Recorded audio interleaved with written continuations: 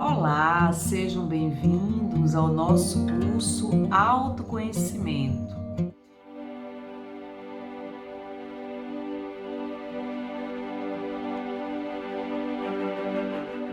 Nós vamos ministrar 4 aulas e essas aulas serão disponibilizadas através do nosso canal do YouTube. Não se esqueçam de se inscreverem neste canal, ok? E se quiserem, façam seus comentários à medida em que nós disponibilizarmos cada aula. Esse feedback é muito importante. Façam seus comentários, coloquem suas dúvidas se tiverem, acrescentem qualquer conteúdo, enfim, estamos à disposição de todos vocês. Sejam muito bem-vindos. Serão 4 aulas.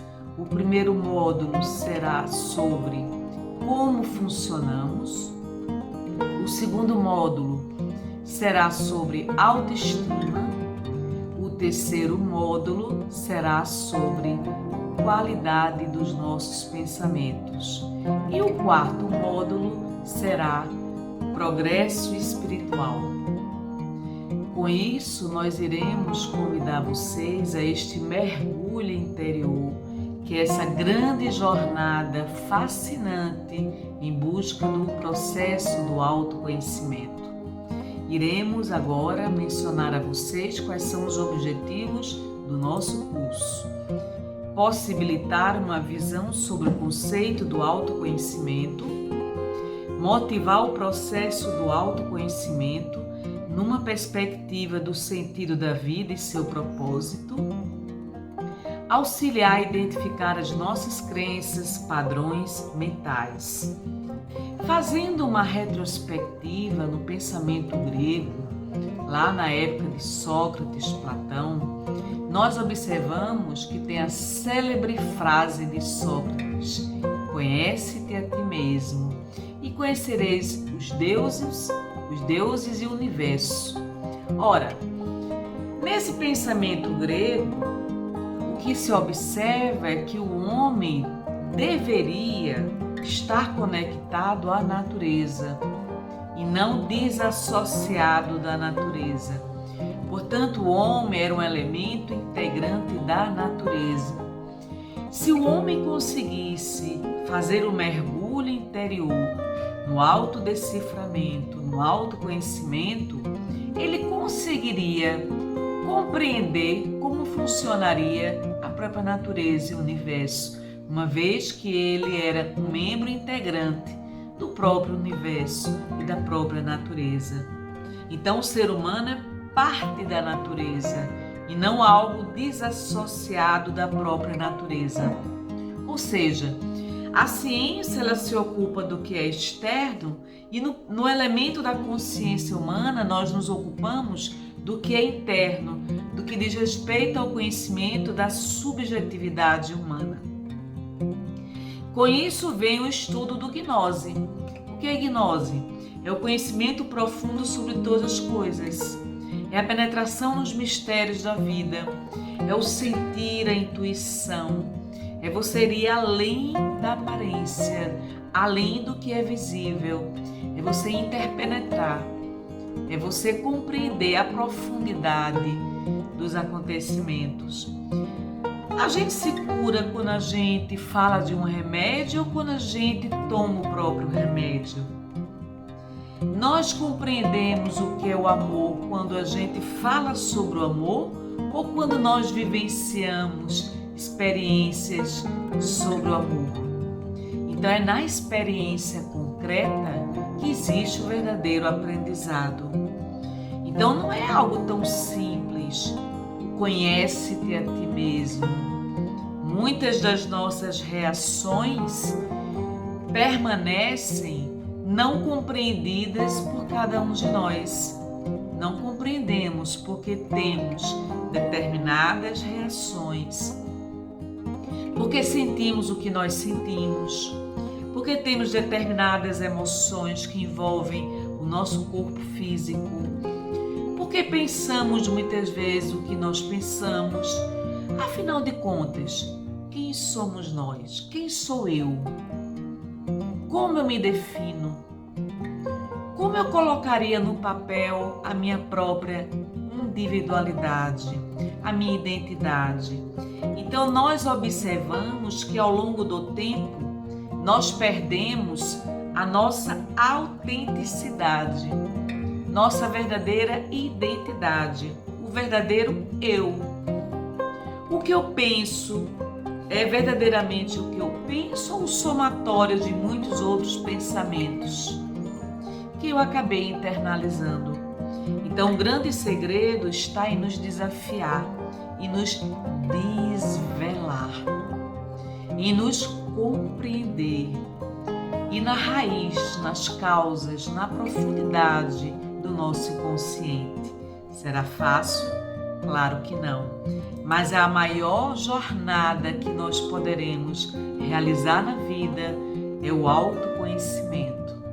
Então agora vamos entrar com pensamentos de Jung. Eu não sou o que aconteceu comigo, eu sou o que eu escolhi me tornar. Ou seja, independentemente do que aconteça comigo, como eu interpreto o que acontece. Então nós temos o poder de fazer escolhas. São essas escolhas que farão a grande diferença, que trarão um grande impacto na qualidade da nossa vida. Então conhecer a si mesmo é se colocar na prova da vida, segundo Jung. Viver a vida com intensidade, com entrega, superar limite nas relações com as pessoas. E agora vem um outro pensamento de Jung. Só aquilo que somos realmente tem o verdadeiro poder de curar-nos. Ou seja, a cura não vem de fora, a cura está dentro de nós. Essa capacidade de autocura, essa ressignificação, essa mudança interior, a mudança de visão, a mudança de ótica, de interpretação dos fatos, das situações que nós vivenciamos ao longo de toda a trajetória da nossa vida. E vem outro pensamento de Jung: pensar é difícil, por isso a maioria das pessoas prefere julgar. Ou seja, quando nós julgamos alguém, nós estamos julgando esta pessoa sob a nossa ótica, sob o nosso prisma, sob o conjunto de crenças, valores e significados que se traduzem na nossa individualidade, que não necessariamente abrangem a totalidade do ser a quem eu estou a julgar. E aí Jung nos fala: pensar é difícil, por isso a maioria das pessoas prefere julgar. O outro pensamento de Jung: não há despertar de consciência sem dor. As pessoas farão de tudo, chegando aos limites do absurdo, para evitar enfrentar sua própria alma. Ninguém se torna iluminado por imaginar figuras de luz, mas sim por tornar consciente a escuridão. Que pensamento profundo de Jung! Nesse pensamento, ele nos leva, nos convida ao processo do despertar da consciência. E o processo do despertar da consciência, normalmente, é um processo doloroso, porque nós entraremos em contato com os aspectos desejáveis da nossa personalidade, aqueles aspectos que não nos são atraentes, que nós temos dificuldade de entrar em contato com eles. É o que ele chama de escuridão, lado sombra da nossa individualidade. Então não existe uma pessoa igual a outra. O outro pensamento de Jung: conheça todas as teorias, domine todas as técnicas, mas ao tocar uma alma humana, seja apenas outra alma humana. Ou seja, como eu posso tocar uma alma humana sem vivenciar a minha humanidade? Como eu posso tocar a sensibilidade de alguém se eu não estou aberta a essa conexão com a outra pessoa? É preciso haver conexão. Sem conexão, nós não tocamos outra alma humana. Por quê? Porque na conexão existe muito além do que o mero pensamento, a mera reflexão. Na conexão, nós estamos entrando na sintonia dos sentimentos e emoções de uma outra pessoa. Então, ao tocar uma alma humana, seja apenas outra alma humana. Ou seja, não se coloque acima nem abaixo, nem melhor nem pior.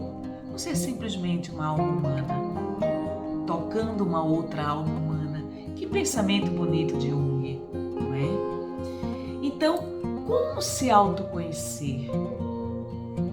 Como se falar sobre o tema autoconhecimento sem fazer referência a crenças, valores, atitudes e comportamentos? As crenças e valores impactam em nossas atitudes, em nossos comportamentos? Obviamente que sim. Os nossos comportamentos traduzem um conjunto de crenças, de valores que se reproduzem na atitude comportamental. Então, minhas crenças, meus valores não são iguais às suas crenças, aos seus valores. E por que não são iguais? Porque cada ser humano tem uma história única, que se diferencia de uma outra história. Os nossos trajetos, as nossas trajetórias são únicas. Não existe uma história igual a outra história. Então, nós somos frutos de 3 experiências na vida. Primeira experiência com a nossa família, dentro da nossa casa, no convívio diário, com pessoas que impactam diretamente na nossa forma de ser. Essa é a primeira socialização que vivenciamos na vida. A segunda experiência é nesse diálogo, nessa conversa que estabelecemos diariamente conosco, chamada diálogos internos. Nesses diálogos internos, eu projeto um conjunto de pensamentos, de crenças e valores que estão aqui adormecidas muitas vezes e que eu não tenho consciência. Quem não faz esse diálogo interno diariamente? Todos nós fazemos. Então, a segunda experiência. A terceira experiência, nós somos os significados de todas as relações que nós estabelecemos nos grupos de amizades, nos grupos de trabalho, de estudo, grupos religiosos, grupos sociais e com o mundo em geral. Então, família, diálogo interno e o mundo são as 3 experiências que impactam diretamente nas nossas crenças, na nossa visão de mundo, nos nossos valores, consequentemente, na nossa atitude comportamental. E aí nós entraremos na questão da crença ter, fazer e ser. Na crença ter, será que eu tenho merecimento? Então, a crença do merecimento. Eu tenho esse merecimento de ter este salário, de ter este carro, de ser bem remunerado profissionalmente, de ocupar uma posição de liderança? Eu tenho esse merecimento? Isso é uma crença muito poderosa na nossa vida, que pode impactar positivamente ou negativamente. Em relação a fazer, crença de capacidade, eu consigo implementar meus objetivos? Eu consigo colocar meus objetivos na prática diária? Concretizar esses objetivos? Os meus sonhos? Os meus desejos? Eu consigo falar em público? Então, fazer é uma outra crença poderosa também, que envolve a crença da capacidade. A capacidade de eu posso ou eu não posso. E o ser? O ser está relacionado à crença da identidade. Então, nessa crença da identidade, que traduz em valor próprio, eu sou capaz, eu sou competente, eu sou uma pessoa confiável ou não. E isso poderá se traduzir numa crença. Então, ter, fazer e ser são os 3 pilares que norteiam a nossa vida e que eles se traduzem em crenças poderosas de merecimento, de capacidade e de identidade, de valor próprio. Ter, fazer e ser. E aqui nós perguntaríamos: eu sou feliz? Você é feliz? Você é saudável? Você já conseguiu encontrar o propósito da sua vida? O significado da sua vida? A razão que lhe motiva todos os dias a lutar, a trabalhar, a se dedicar? Qual o diagnóstico da sua vida?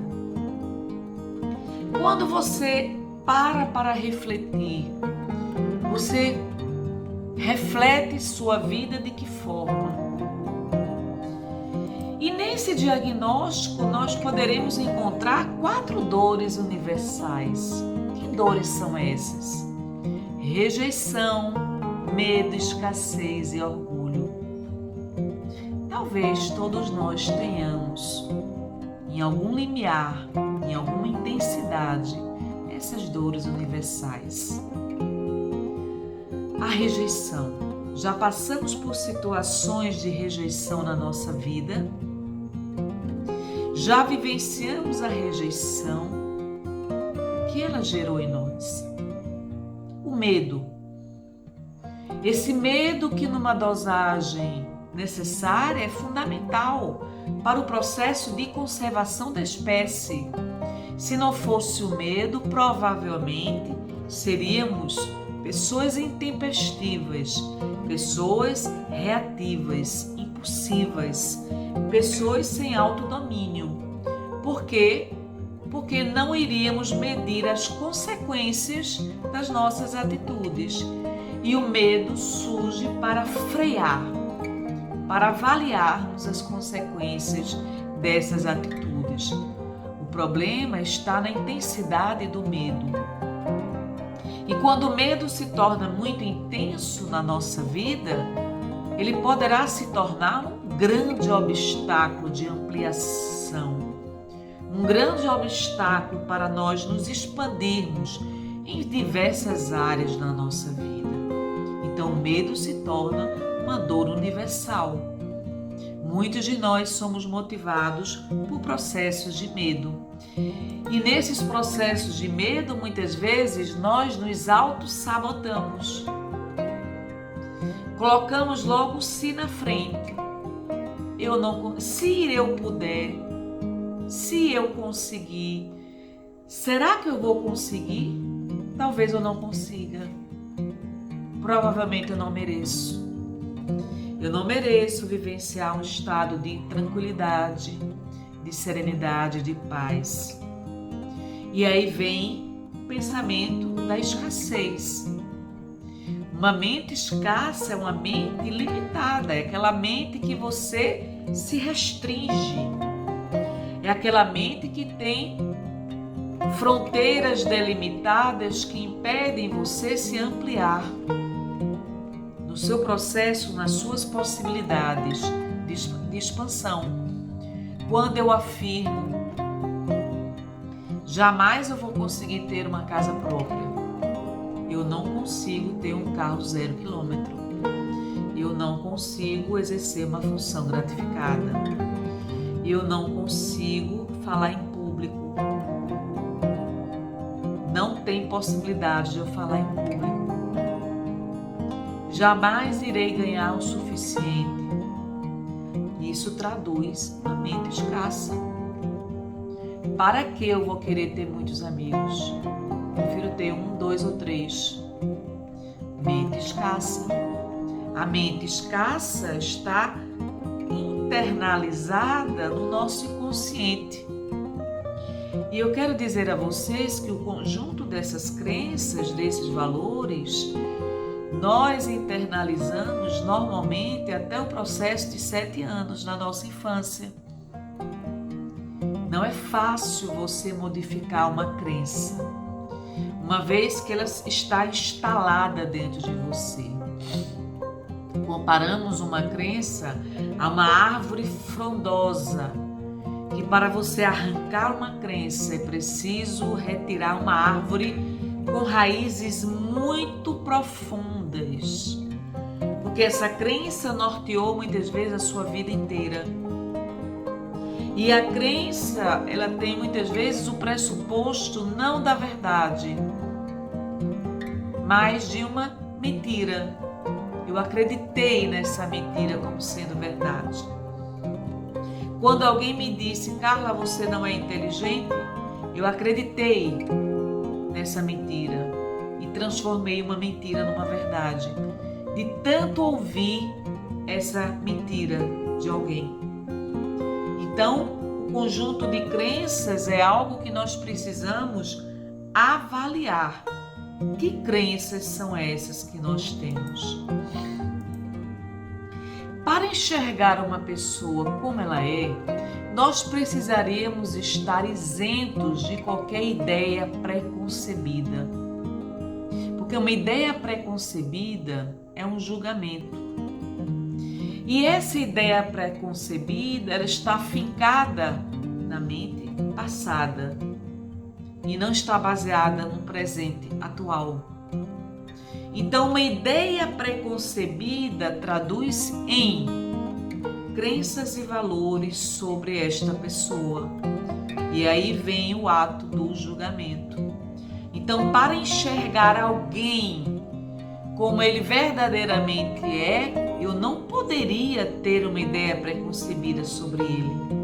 Porque a ideia preconcebida é uma visão distorcida, é uma visão míope, em que não entra o componente da lucidez, do discernimento, da razão mais profunda, do poder de análise, de observação.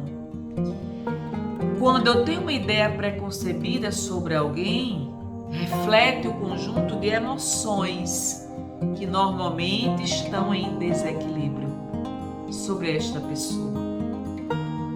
Então, nós precisamos ter uma imensa coragem para entrar em contato com o nosso lado sombra e nos colocar numa condição fundamental que se chama condição de aprendiz. E aí entramos com o pensamento de Saramago, José Saramago. A lucidez é um luxo que nem todos se podem permitir. Que frase! E aí nós perguntaremos, qual tipo de escassez você possui? Você possui algum tipo de escassez na sua vida?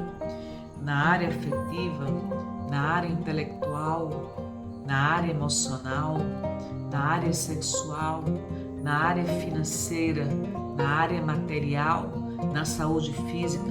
Você possui algum tipo de escassez? Que sentimento de inferioridade você vivenciou na sua vida? E ao vivenciar esse sentimento de inferioridade, ele ainda permanece dentro de você.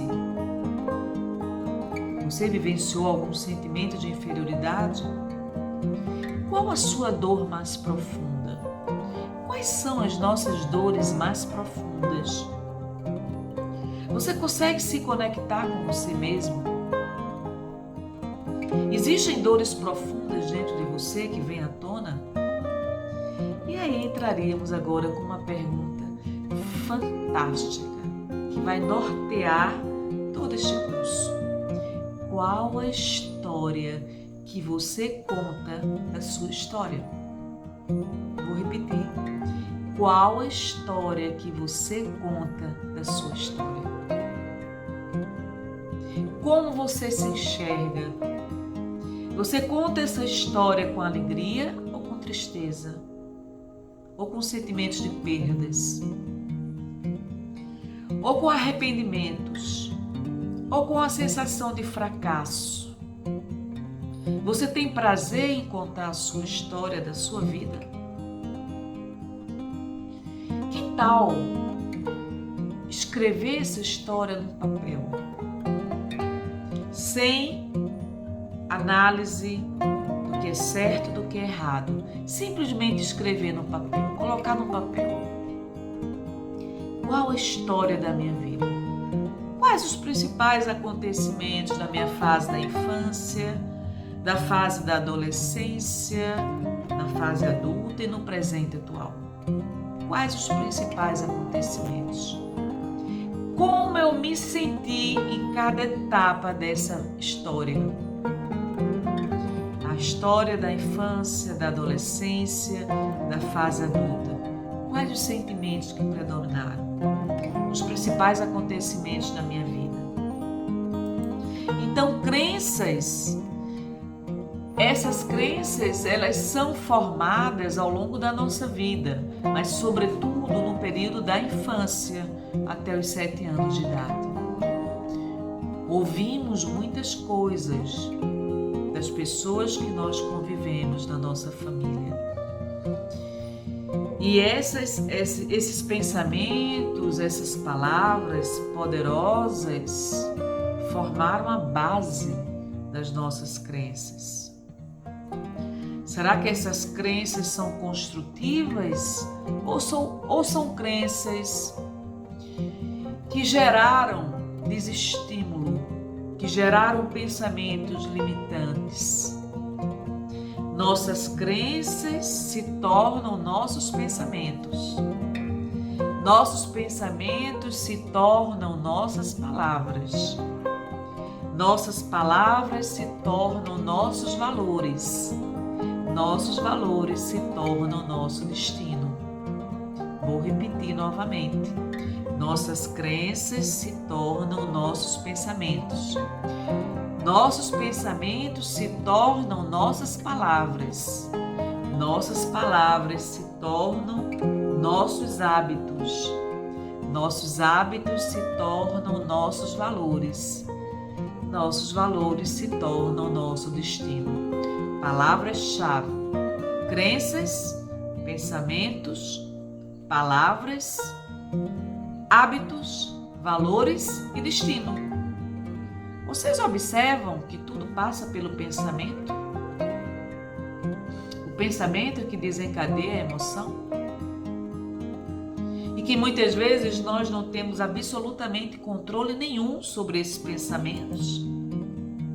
Então, nossas crenças são ideias estruturadas, quer sejam conscientes ou não.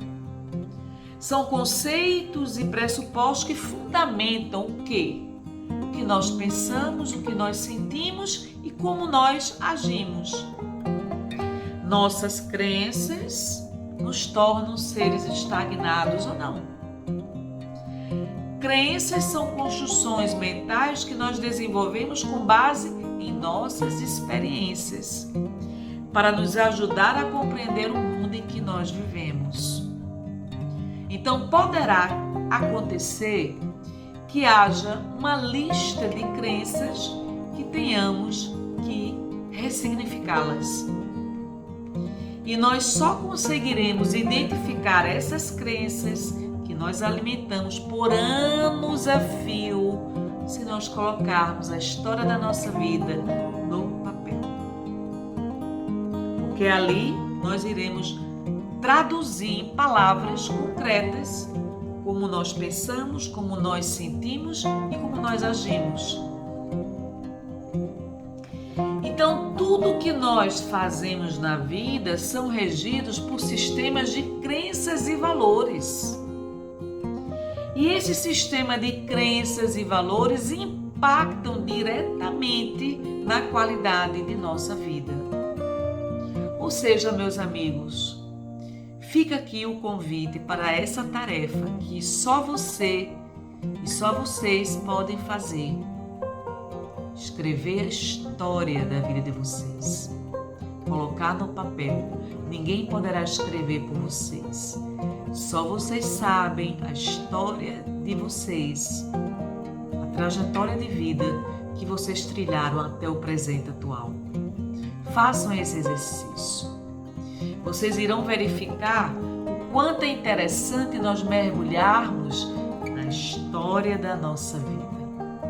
Então fica aqui o meu abraço, término deste primeiro módulo. Até a próxima!